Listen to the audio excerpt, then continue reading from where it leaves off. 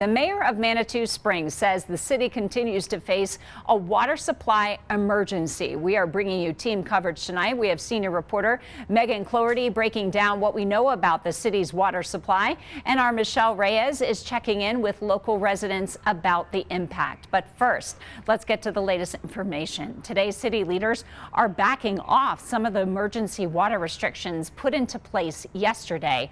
Originally, they said showering and bathing was strictly prohibited. Well, today they say that's now allowed, but they are asking residents to keep it quick.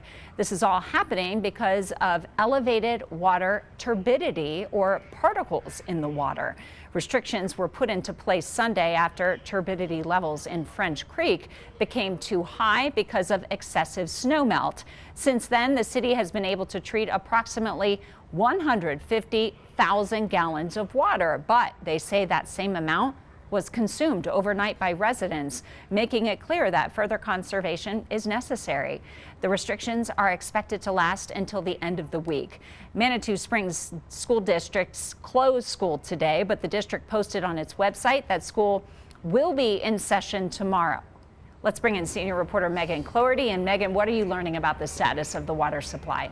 Well, Diane, the city describes it as a critical water supply, which is made worse by the fact that the backup system operated by Colorado Springs Utilities is not operational and being repaired right now. More on that in a moment. The city says it treated 150,000 gallons of water on Monday, but that same amount was then used overnight and into the morning by residents, and they say that highlights the need to conserve.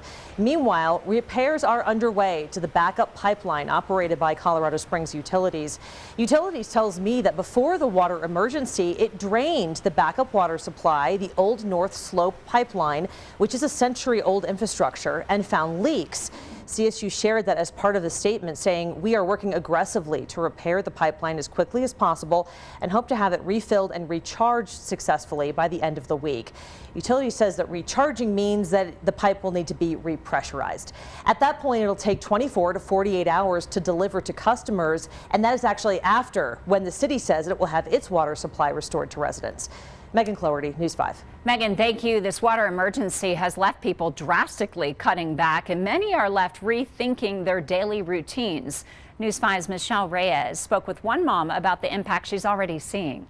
I'm standing here in Manitou Springs, where the sound of water from the natural springs is almost ironic, because in homes like Angel's, every single drop is being rationed. Yeah, right now we're just trying to get out of the house and try not to use that much water. Angel and her husband have been living in Manitou Springs for the last 2 years. She tells me they were not prepared for this emergency water restriction. I didn't see the warning until like last night when I'm giving my kids a bath already. Angel, with 2 kids and expecting another, says there isn't a moment where water isn't being used in her home. I'm a stay-at-home mom, so I wash dishes every day. I had to wash clothes yesterday because you have to think about there's peak times to use electricity and to use water, and so I try not to wash clothes on the weekends. So I was just like, oh, it's Monday, so I'll wash some clothes, I'll do some dishes, I'll give them a bath. So yeah, obviously we use water quite a bit. She explains that simple routines are now more complex. My husband needs clean uniforms for his job. That's very particular. He needs clean uniforms. He has to present himself a certain way, being in the Army. God forbid that our water stops, but